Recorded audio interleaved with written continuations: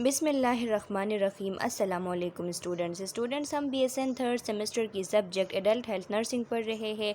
इसमें हमने haematology disorders start किए हैं। डिज़ीज़ नंबर 1 कंप्लीट हो चुका, जो कि हमारे चैनल के प्लेलिस्ट में मौजूद है और चैनल के प्लेलिस्ट का लिंक आप लोगों को इस वीडियो लेक्चर के एंड में मिल जाएगी, वहाँ से आप स्टडी कर सकते हैं। आज का जो हमारा वीडियो लेक्चर है ये disease number 2 immuno haemolytic anaemia पे है। स्टूडेंट्स, अगर इम्यूनो हेमोलाइटिक एनीमिया को हम देख ले तो इसमें दो अल्फाज है। इम्यून सिस्टम की भी बात है और हेमोलाइटिक एनीमिया यानी वो एनीमिया जिसमें जो रेड ब्लड सेल्स है उनकी कमी इस वजह से आती है कि उनकी हीमोलाइसिस हो जाती है, उनकी ब्रेकडाउन हो जाती है, उनकी ओवर ब्रेकडाउन हो जाती है। इस वजह से जो एनीमिया होता है इसको हम हेमोलाइटिक एनीमिया कहते हैं। और इम्यूनो हेमोलाइटिक इसलिए इसको कहते हैं क्योंकि इसमें जो ऑटो इम्यून डिजीज़ होते हैं वो शामिल होते हैं, जिनकी वजह से हीमोलाइसिस हो जाती है, जिसके रिज़ल्ट में एनीमिया हो जाता है। इसलिए हम इसको इम्यूनो हेमोलाइटिक एनीमिया कहते हैं। अच्छा स्टूडेंट्स, तो यहाँ पे कुछ ब्लड सेल्स की आप लोगों को नॉर्मल एनाटॉमी फिजियोलॉजी बताई गई है। There are 3 main type of blood cells, erythrocyte, leucocyte और प्लेटलेट्स यानी थ्रोम्बोसाइट्स। RBCs एरिथ्रोसाइट जिन्हें हम कहते हैं, these are a nucleated bag of haemoglobin which is responsible for transport of gases between lungs and tissue for metabolism. जो RBCs होते हैं ये ए न्यूक्लिएटेड होते हैं, इनका न्यूक्लियस नहीं होता, इनमें कोई और ऑर्गेनेल्स भी नहीं होते, ये अंदर से खाली होते हैं ताकि वहाँ पे हीमोग्लोबिन के लिए ज़्यादा से ज़्यादा स्पेस जो है वो बच सके। तो इसलिए कहा है कि ये ए न्यूक्लिएटेड बैग होते हैं, इनका कोई न्यूक्लियस नहीं होता, ये एक हीमोग्लोबिन का बैग होते हैं, जिनकी रिस्पॉन्सिबिलिटी ये है कि ये लंग्स से जो गैसेस होते हैं वो हमारे टिश्यू तक पहुँचाते हैं, जो कि मेटाबॉलिज्म के लिए यूज़ होते हैं। Red blood cells production erythropoiesis take place in bone marrow under the control of a hormone called erythropoietin। जो रेड ब्लड सेल की जो फार्मेशन है, इसकी जो प्रोडक्शन है, इसे हम एरिथ्रोपियोसिस कहते हैं। एरिथ्रोपियोसिस के प्रोसेस के थ्रू रेड ब्लड सेल बनते हैं, इनकी प्रोडक्शन होती है और ये कहाँ बोन मेरो में होती है और एक हार्मोन के कंट्रोल से होती है। उस हार्मोन का नाम एरिथ्रोपोइटीन है। ये किडनी जो है वहाँ पे बनती है। तो आपने ये बात याद रखनी है कि जो हार्मोन RBC के प्रोडक्शन के लिए ज़रूरी होती है उसका नाम एरिथ्रोपोइटीन है। स्ट्रक्चर अगर हम देख लें RBCs की तो ये बाई कनकेव शेप के होते हैं, इसमें कोई ऑर्गेनेलीज नहीं होते, कोई न्यूक्लियस इसमें नहीं होती और इसमें सिर्फ हीमोग्लोबिन होता है। इसके फंक्शन को देख ले तो गैसेस का जो एक्सचेंज है कि लंग्स से टिश्यू को लंग्स से टिश्यू को ऑक्सीजन पहुंचाना और टिश्यू से कार्बन डाइऑक्साइड को लंग्स और लंग्स के थ्रू बाहर निकालना, ये इनका काम होता है। इनकी ओरिजिन ये कहाँ पैदा होते हैं, तो जो फ्लैट बोन्स होते हैं उनके अंदर रेड बोन मेरो होता है जहाँ पे ये बनते हैं। स्टेजेस ऑफ एरिथ्रोपोइसिस अगर हम देख ले तो सबसे पहले कॉलोनी फार्मिंग यूनिट होता है, उसके बाद उससे एरिथ्रोइड बनते हैं, एरिथ्रोइड से प्रो एरिथ्रोब्लास्ट बनती है, प्रो एरिथ्रोब्लास्ट से एरिथ्रोब्लास्ट बनती है, एरिथ्रोब्लास्ट से ल्यूकोसाइट रेटिकुलोसाइट बनते हैं। रेटिकुलोसाइट जब मेच्योर हो जाते हैं तो फिर एरिथ्रोसाइट बन जाता है। क्लियरेंस साइट अगर हम देखें तो कहाँ जाके इनकी फिर 120 डेज़ के बाद इनकी क्लियरेंस होती है, तो वो मेनली स्प्लीन में होती है, इसको हम एरिप्टोसिस कहते हैं। RBCs की जो एपोप्टोसिस होती है यानी RBCs की जो प्रोग्राम सेल डेथ है, इसको हम एरिप्टोसिस कहते हैं। डिसऑर्डर ऑफ एरिथ्रोसाइट, अगर इसकी हम डिसऑर्डर्स को देखें तो या तो एनीमिया हो सकती है यानी इनकी जो नॉर्मल काउंट है उसमें कमी आ सकती है जिसे हम एनीमिया कहते हैं, या पॉलीसाइथीमिया हो सकती है यानी इनकी जो नॉर्मल काउंट है उसमें जब इंक्रीजमेंट आ जाए, यानी जो ये पॉलीसाइथीमिया स्टूडेंट्स एक ऐसी कंडीशन होती है इसमें जो हीमोग्लोबिन की कंसंट्रेशन होती है ब्लड में वो जो है बहुत ज़्यादा होती है, या तो वो इसलिए ज़्यादा होती है क्योंकि जो प्लाज्मा लेवल है उसमें रिडक्शन आई हो, या तो इसलिए ज़्यादा होती है कि रेड ब्लड सेल जो है नंबर में ज़्यादा हो गए हो। तो इस कंडीशन को हम पॉलीसाइथीमिया कहते हैं। स्ट्रक्चर यहाँ पे RBCs का आप देख सकते हैं, टॉप व्यू और क्रॉस सेक्शन आप लोगों को दिखाई गई है। फंक्शन अगर आरबीसीज़ का हम देखें तो the main function of RBCs is the exchange of gases between lungs and tissue. Blood viscosity, blood को विस्कस रखती है। बफरिंग एक्शन इसका होता है, एचबी बफर जिसे हम कहते हैं। RBCs membrane keep haemoglobin inside the cell. RBCs की जो मेम्ब्रेन है वो क्या करती है, वो हीमोग्लोबिन को इनसाइड द सेल इसे मेंटेन रखती है। यहाँ पे स्टूडेंट्स बफरिंग एक्शन का बताया है तो ये बफरिंग एक्शन एचबी बफर जो है एक लॉन्ग टॉपिक है, यहाँ पे हम इसे कवर नहीं कर सकते। अगर आप इसको डिटेल से स्टडी करना चाहें तो पैथोफिजियोलॉजी की जो यूनिट नंबर 5 है एसिड बेस बैलेंस, उसमें एचबी बफर जो है वो डिटेल से मैंने समझाई है, जो कि पैथोफिजियोलॉजी के प्लेलिस्ट में मौजूद होगी, वहाँ से आप स्टडी कर सकते हैं। इम्यूनोहेमोलाइटिक एनीमिया। अब इम्यूनोहेमोलाइटिक एनीमिया किस किस्म की एनीमिया होती है, तो लिखा है haemolytic anaemia is a disorder in which red blood cells are destroyed faster than they can be made. Haemolytic anaemia एक ऐसी डिसऑर्डर होती है जिनमें जो आरबीसीज़ होते हैं वो डिस्ट्रॉय होते हैं, फास्टर डिस्ट्रॉय होते हैं, बहुत ही तेज़ी के साथ वो डिस्ट्रॉय हो जाते हैं। जो नॉर्मल कंडीशन में वो 120 डेज़ पे डिस्ट्रॉय होते थे, उसके बरअक्स यहाँ पे जल्दी जल्दी वो डिस्ट्रॉय होते हैं। तो इसको हम कहते हैं कि ये हेमोलाइटिक एनीमिया है, क्योंकि इसकी वजह से आरबीसीज़ की नंबर जो है उसमें कमी आ जाती है। The destruction of red blood cell is called haemolysis. जो डिस्ट्रक्शन होती है रेड ब्लड सेल की, इसको हम हेमोलाइसिस कहते हैं। Red blood cell carry oxygen to all part of your body. If you have a lower than normal amount of red blood cell you have anemia। RBCs का काम ये होता है कि ऑक्सीजन को तमाम बॉडी के पार्ट्स को पहुंचाती है। अगर इनकी जो नंबर है वो लो है, ब्लड में आरबीसीज़ की नंबर लो है, तो इसका मतलब है कि उस बंदे को एनीमिया है। When you have anaemia your blood can bring enough oxygen to your blood cannot bring enough oxygen to all your tissues and organ। जब किसी को एनीमिया हो जाता है तो उसका जो ब्लड है वो जो जितना ऑक्सीजन रिक्वायर होता है टिश्यूज़ को, ऑर्गन्स को, उतना ऑक्सीजन नहीं पहुंचा पाता। Without enough oxygen your body can not work as well as it should. और जब ऑक्सीजन की कमी आ जाती है तो बॉडी नॉर्मल कंडीशन में जिस तरीके से फंक्शन करती है उस तरीके से फंक्शन नहीं कर पाती। टाइप्स अगर इसकी हम देख ले तो haemolytic anaemia can be inherited or required. इसके 2 टाइप्स होते हैं, या तो ये इनहेरिटेड होती है या तो ये एक्वायर्ड होती है। Inherited haemolytic anaemia happens when parent pass gene for the condition on their children. अगर इस कंडीशन के लिए इम्यूनो हेमोलाइटिक एनीमिया के लिए पेरेंट्स ने जीन जो है अपने बच्चों में मुंतकिल किया, तो इसका मतलब है कि ये इनहेरिटेड हेमोलाइटिक एनीमिया है, क्योंकि पेरेंट्स से उनको ट्रांसफ़र हुई। Acquired haemolytic anaemia is not something you are born with, you develop condition later. ये एक ऐसी कंडीशन है कि ये बाय बॉर्न नहीं होती, बाय बर्थ नहीं होती, बल्कि ये आगे लेटर लाइफ जो है उसमें डेवलप हो जाती है। Risk factors. The risk factor of autoimmunohemolytic anemia may be higher in those with certain medicine।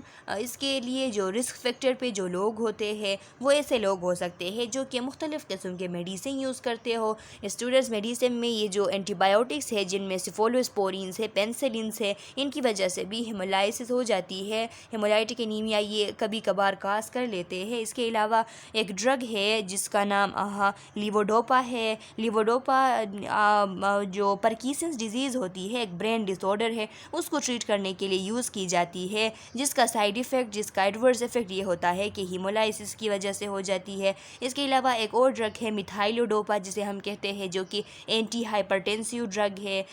BP को कम करने के लिए, ब्लड प्रेशर को कम करने के लिए हम देते हैं, तो वो भी, उसका भी ये एडवर्स इफ़ेक्ट है कि वो हेमोलाइसिस काज करता है।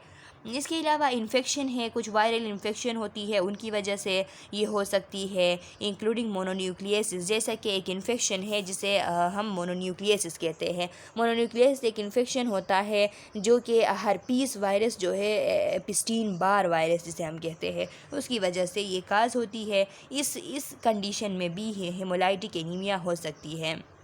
और इसके अलावा एटिपिकल निमोनिया। स्टूडेंट्स, निमोनिया के यूजुअली 2 टाइप्स होते हैं, एक को हम एटिपिकल निमोनिया कहते हैं और दूसरे को टिपिकल निमोनिया कहते हैं। अब इनमें फ़र्क ये है कि जो टिपिकल निमोनिया होता है इसके लिए कामन बैक्टीरियाज होती है जिनकी वजह से ये टिपिकल निमोनिया होता है। ख़ास करके स्ट्रेप्टोकोकस निमोनिया है, स्टेफाइलोकोकस आउरियस है, हेमोफिलस इन्फ्लुएंजा है और क्लेप्सिला निमोनिया है। ये कॉमन वायरस है जिनकी वजह से जो निमोनिया होता है इसको हम टिपिकल निमोनिया कहते हैं। अब एटिपिकल निमोनिया वो निमोनिया के ये जो जितने भी बैक्टीरियाज़ का जो कि कॉमन बैक्टीरिया है जिनका हमने नाम लिया, इनके अलावा अगर किसी दूसरे बैक्टीरिया की वजह से निमोनिया हो जाए तो इसको हम एटिपिकल निमोनिया कहते हैं। तो एटिपिकल निमोनिया जो होता है वो अक्सर उसके माइल्ड सिम्टम्स होते हैं। ये टिपिकल निमोनिया से वो जो है इतना ख़तरनाक नहीं होता जितना कि टिपिकल निमोनिया है। तो जिनको एटिपिकल निमोनिया होता है उनमें भी हीमोलाइसिस के चांसेस है। सर्टेन कैंसर्स जैसे कि ल्यूकीमिया है, ब्लड कैंसर है, तो इसमें भी हीमोलाइसिस हो सकती है।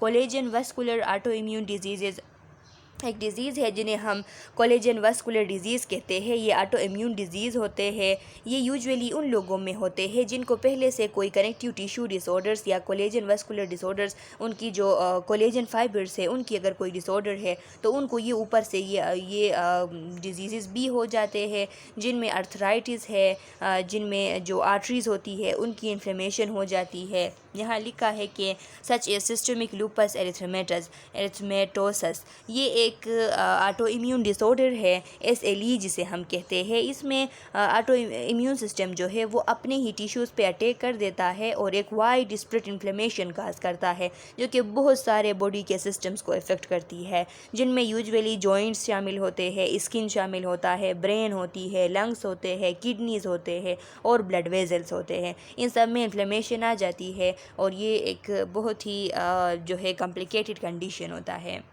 इसके अलावा family history of haemolytic disease, जिन लोगों के फैमिली हिस्ट्री में हेमोलाइटिक डिजीज़ है तो वो रिस्क पे है कि उनको भी हेमोलाइटिक डिजीज़ हो सकती है, ऑटो इम्यूनो हेमोलाइटिक एनीमिया हो सकती है।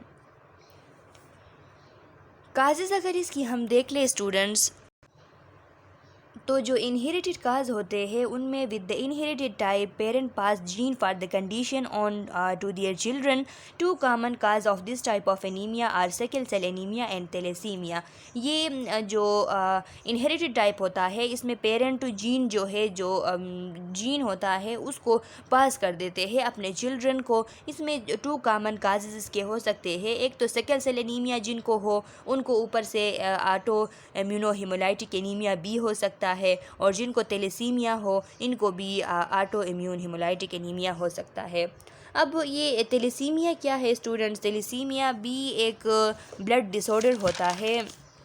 इसमें ये भी एक इनहेरिटेड डिसऑर्डर होती है। इनहेरिटेड इसकी काज इनहेरिटेड होती है, जेनेटिक डिजीज़ है जिसमें जो बॉडी होता है वो नॉर्मल में जितना उसमें कैपेसिटी होता है हीमोग्लोबिन पैदा करने का, तो वो कैपेसिटी रिड्यूस हो जाती है और जो हीमोग्लोबिन है उसके प्रोडक्शन की जो कंसंट्रेशन है वो कम हो जाती है, वो रिड्यूस हो जाती है।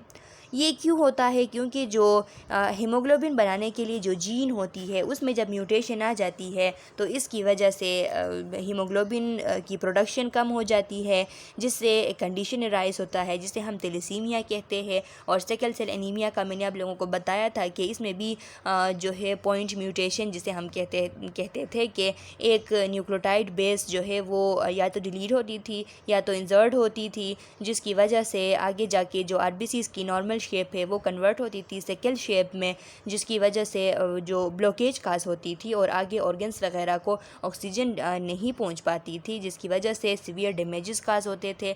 तो ये जो 2 कंडीशन है ये ऐसे कंडीशन है, ये इनहेरिटेड कंडीशन है जिनकी वजह से जब ये किसी पेशेंट को हो तो उसको ऑटो इम्यून हेमोलाइटिक एनीमिया भी हो सकता है। These condition produce red blood cell that do not live as long as a normal red blood cell। ये जो कंडीशन है इनकी वजह से इनमें थैलेसीमिया के पेशेंट में और सिकल सेल एनीमिया के पेशेंट में ऐसे आरबीसीज़ प्रोड्यूस होते हैं जो कि नॉर्मल आरबीसीज़ 120 दिन तक ज़िंदा रहते हैं, उनकी तरह ये 120 डेज़ तक ज़िंदा नहीं रह सकती। इनकी जल्दी जल्दी ब्रेक डाउन हो जाती है जिसकी वजह से हेमोलाइटिक एनीमिया काज होता है। अगर हम एक्वायर्ड काजेज़ को देखें तो with this type of anaemia you are not born with certain condition. ये ऐसी टाइप होती है जिसमें ये कंडीशन बाय बर्थ नहीं होती। Your body make normal red blood cell but they are later destroyed. Body normal red blood cell बना देती है लेकिन लेटरली वो डिस्ट्रॉय हो जाते हैं। This may happen because of वो क्यों होते हैं, सर्टेन इन्फेक्शन की वजह से हो सकती है जो कि वायरल हो या बैक्टीरियल हो, जैसा कि हमने मोनोन्यूक्लियोसिस का पढ़ा। आगे मेडिसिन जैसा कि यहाँ पे बता रहा है पेनिसिलिन से, जो एंटीबायोटिक्स है, सिफोलोस्पोरिन से, उनकी वजह से भी हो सकती है। एंटी मलेरियल जो ड्रग्स होती है वो भी हेमोलाइसिस काज करती है। जो साल्फा ड्रग्स होती है उनकी वजह से भी हेमोलाइसिस जो है वो काज होती है।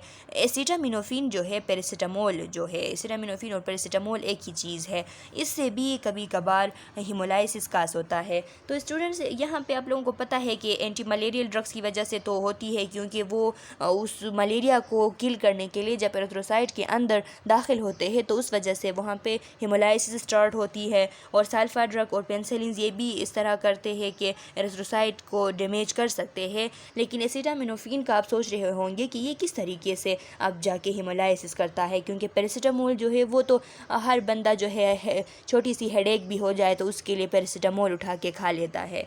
तो ये नॉर्मल कंडीशन में नहीं होती इसकी वजह से हेमोलाइसिस। लेकिन उन पेशेंट में जिसमें जो G6PD डिफिशिएंसी हो। G6PD क्या है? ये एक एंजाइम होता है जो कि आरबीसीज़ को वर्क करने में मदद देती है। अब इसकी जिन में डिफिशिएंसी है उनको अगर हमने उन्होंने अगर पैरासीटामोल जो है वो यूज़ किया, पैरासीटामोल को एक्स्ट्रा यूज़ उन्होंने किया, तो इसकी वजह से उनमें एक्यूट हेमोलाइसिस होती है। क्योंकि ये जाके पैरासीटामोल जाके उनमें क्या करता है, जो ग्लूटाथियोन होता है, ग्लूटाथियोन एक एंटीऑक्सीडेंट होती है जो कि जो फ्री रेडिकल्स वगैरह होते हैं इनकी जो इफ़ेक्ट होती है, इनकी जो एडवर्स इफ़ेक्ट्स होते हैं उनको रोकने में मदद देती है। ये एक एंटीऑक्सीडेंट है। तो ये जाके पैरासीटामोल जाके ग्लूटाथियोन को रिड्यूस कर देती है। जब ग्लूटाथियोन रिड्यूस हो जाता है तो ये जो फ्री रेडिकल्स होते हैं ये इन पे एक्ट कर देते हैं और इनकी टॉक्सिसिटी की वजह से भी हेमोलाइसिस होती है जिसे हम एक्यूट हेमोलाइसिस कहते हैं।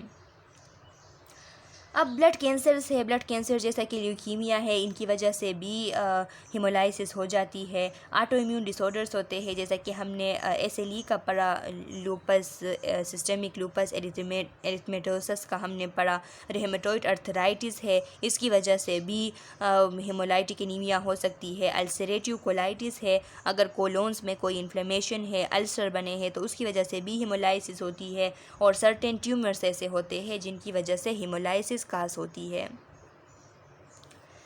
इसके अलावा an over active spleen, hypersplenism, अगर किसी का स्प्लीन बहुत ही एक्टिव है, हमें पता है कि जो आरबीसीज़ की ब्रेकडाउन होती है वो कहाँ होती है, वो स्प्लीन में होती है। तो किसी को अगर हाइपर स्प्लीनिज़म है, उसका स्प्लीन जो है ओवर एक्टिव है, तो इसकी वजह से भी हेमोलाइसिस हो सकती है। तो हेमोलाइटिक एनीमिया जिसकी वजह से काज होती है।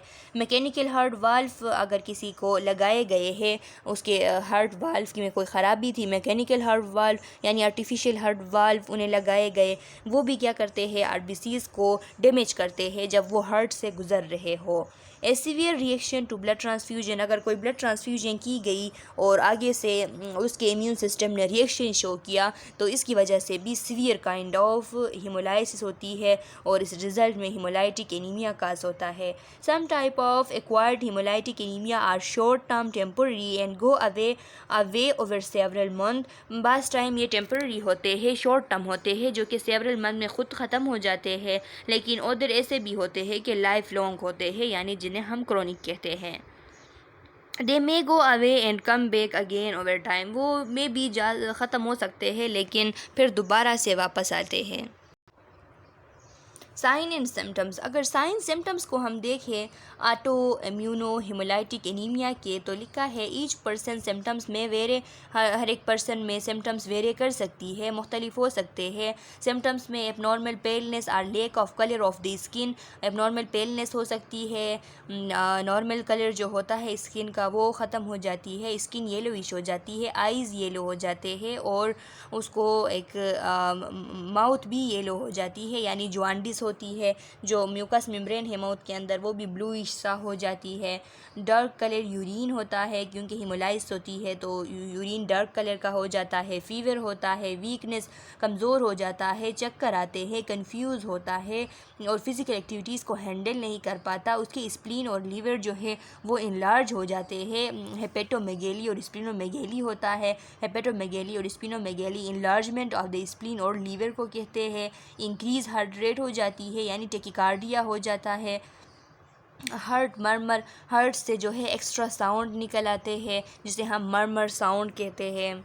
कॉम्प्लिकेशंस अगर हम देखें तो severe haemolytic anaemia can cause chill, fever, pain in back and abdomen और शॉक। सीवियर हिमोलाइटिक एनीमिया की वजह से चिल्स आ सकते हैं, फीवर होती है, बैक पेन होता है, एब्डोमेन में पेन होता है और बेहोश बंदा हो सकता है, शॉक में जा सकता है। Severe hemolytic anemia that is not treated or controlled can lead to serious complications such as irregular heart rhythm called arrhythmias. Severe hemolytic anemia को अगर ट्रीट नहीं किया जाए, इसको कंट्रोल नहीं किया जाए, तो इससे सीरियस कम्प्लिकेशन अराइज हो सकते हैं, जैसा कि एरिथमियास हो सकता है, यानी हार्ट रेट जो है, हार्ट रिदम जो है वो इर्रेगुलर हो सकते हैं। कार्डियोमायोपैथी हो सकता है, जिसमें हार्ट जो है अपने नॉर्मल साइज से इंक्रीज़ हो जाता है, कार्डियोमेगेली हो जाती है, या हार्ट फेलियर भी इससे काज हो सकती है। अच्छा स्टूडेंट्स, अब डायग्नोस्टिक टेस्ट है। डायग्नोस्टिक टेस्ट हम ऑटो इम्यूनो हिमोलाइटिक एनीमिया के लिए क्या क्या कर सकते हैं? सीबीसी कर सकते हैं, complete blood count. This test में your many different part of your blood, इसमें ब्लड के डिफरेंट पार्ट्स जो है वो उनकी काउंट, उनकी नॉर्मल काउंट और उनकी रिज़ल्ट आ जाती है कि वो इस पेशेंट के अंदर उनकी वैल्यू कितनी है। अदर ब्लड टेस्ट भी हम कर सकते हैं। If CBC test show that you have anaemia, you may have other blood tests, they can find out what type of anemia you have and how serious it is. अगर CBC से ये पता चला, कंप्लीट ब्लड काउंट से ये पता चला कि आपको एनीमिया है, तो आपने दूसरे टेस्ट भी करने होंगे, जिससे ये कंफर्म हो जाएगी कि ये एनीमिया कौन से टाइप की एनीमिया है और ये कितना सीरियस है। यूरिन टेस्ट करेंगे, इसमें पता चल जाता है अगर हीमोग्लोबिन है, यूरिन डार्क कलर का है, तो ये जो है हिमोलाइटिक एनीमिया है। और इसमें अगर आयरन आ जाए तो उससे भी एक टाइप ऑफ एनीमिया जो है वो पता उसका चल जाता है। बोन मेरो एस्पायरेशन और बायोप्सी, बोन मेरो एस्पायरेशन या बायोप्सी, बोन मेरो बायोप्सी जिसे हम कहते हैं, इससे भी हम पता लगा सकते हैं। बोन मेरो एस्पायरेशन उसे कहते हैं स्टूडेंट्स के, जिसमें हम जो लिक्विडी पार्ट होता है बोन मेरो का, अगर सिरिंज के थ्रू इसका एक अपना एक सिरिंज होता है, हिप बोन से लिया जाता है, जिसे हम बोन मेरो एस्पायरेशन कहते हैं। लिक्विड पार्ट अगर उठाया जाए, अगर उसे थोड़ा सॉलिड पार्ट उठाया जाए तो इसको फिर बायोप्सी कहते हैं। This involve taking a small sample of bone marrow fluid अगर ले तो इसको एस्पायरेशन, या अगर सॉलिड बोन मेरो अगर हम ले लें तो इसको कोर बायोप्सी या ट्रिफिन बायोप्सी कहते हैं। The sample is usually taken from the hip bone, sample usually hip bone से ली जाती है। It is checked for number, size, maturity of red blood cell or abnormal cell. इसमें नंबर का भी पता चल जाता है, रेड ब्लड सेल के साइज़ का भी पता चल जाता है, उसके मैच्योरिटी का भी पता चल जाता है, और अगर एबनॉर्मल सेल्स हो तो उनका भी पता चल जाता है। अच्छा स्टूडेंट्स, तो यहाँ तक काफ़ी है इस वीडियो लेक्चर के लिए। आप यहाँ तक पढ़ ले, अगर कोई क्वेश्चन है कमेंट सेक्शन में डाल ले, मैं नेक्स्ट वीडियो लेक्चर में आप लोगों के क्वेश्चन का आंसर करूँगी। तब तक के लिए अल्लाह हाफिज़।